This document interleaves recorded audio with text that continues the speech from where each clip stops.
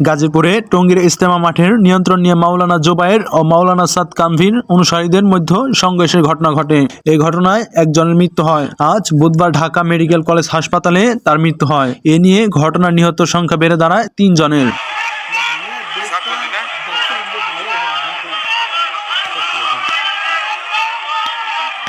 Dhaka medical চিকিৎসাধীন অবস্থায় মারা যান ৬০ বছরের বিল্লাল হোসেন।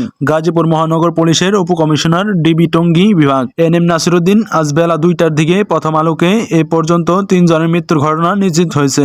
তবে ৩ জনের মধ্যে শুধু একজনের লাশ টঙ্গী হাসপাতালে পাওয়া যায়। তার নাম আমিরুল ইসলাম বাচ্চু। সংঘর্ষের ঘটনায় এখন পর্যন্ত উভয় পক্ষের আহত ৩৫ জন চিকিৎসা নিতে ঢাকা মেডিকেল কলেজে আসেন। তবে গাজীপুরের টঙ্গীর ইজতেমা মাঠ নিয়ন্ত্রণ নিয়ে হতাশ প্রকাশ করছেন ইজতেমা কমিটি। আমরা জোট তো অবশ্যই করছি, যেহেতু আমরা মাঠে প্রবেশ করে ফেলেছি। এত সুযোগ সুবিধা থাকার পর যে মাঠ আমাদের ইজতেমার কার্যক্রমের জন্য বরাদ্দ, সেটা ছেড়ে অন্যত্র যাব কেন? অতএব জোর এখানেই হবে ইনশাআল্লাহ, ইজতেমাও এখানেই হবে ইনশাআল্লাহ।